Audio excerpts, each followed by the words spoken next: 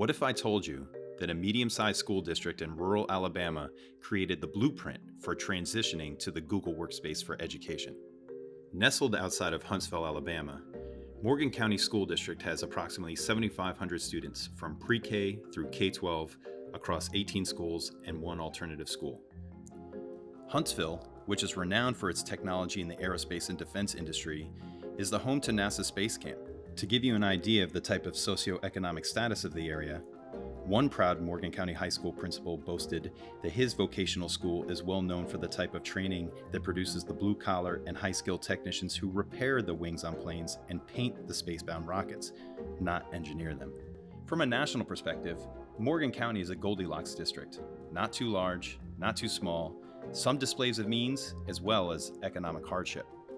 What is extraordinary about Morgan County is that not only was it ahead of the curve for schools transitioning to the Google Workspace for education, but that it made the switch with relative ease.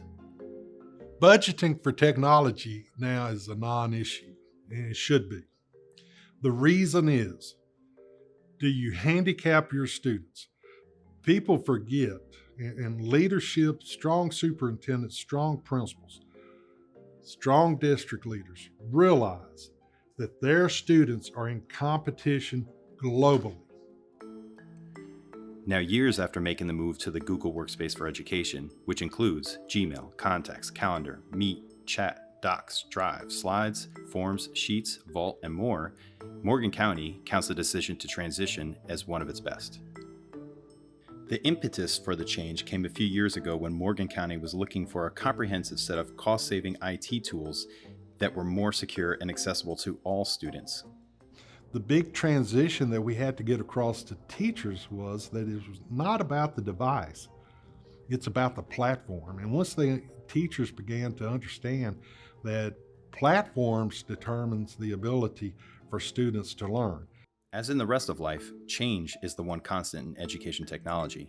Like starting a new diet or habit, resistance can be immense to systemic change, even though the benefits are often tremendous.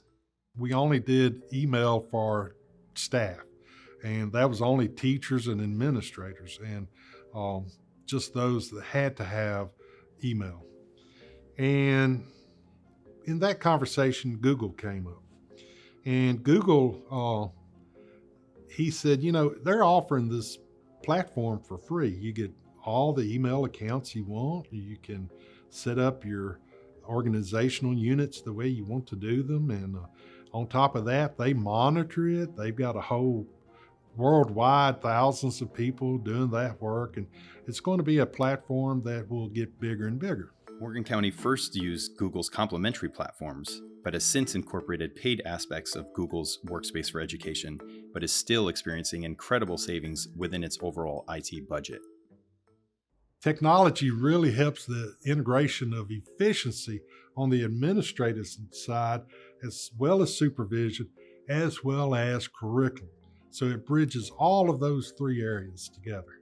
I think because we had the pieces of the puzzle in place technology-wise, that when we started easing out of the pandemic, when things got back to whatever the normal is going to be, that we were already we have an institution built of those tools to a point that our formative assessments were in place. The students knew how to use a keyboard. They come right back into it. We take those formative assessments so that at the end of the year, when we do our state assessments, we were prepared.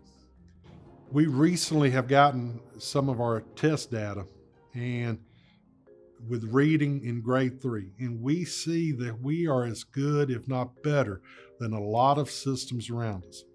Now, those systems around us, they have some of the technology as well, but I really think we owe a lot of that to our teachers getting involved with technology during the pandemic, wanting our students to achieve, and making it happen.